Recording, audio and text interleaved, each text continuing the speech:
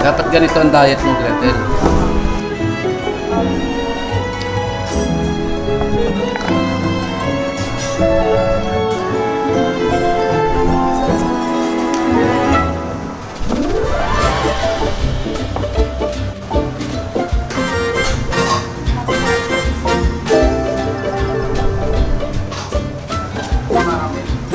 Meanwhile, Ang ganda-ganda ng diet ko tapos bigla siya nag-lechon.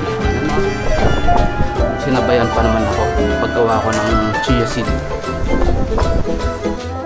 Nakalimutan ko yung anong tawag dito? Peanut? Pili nuts?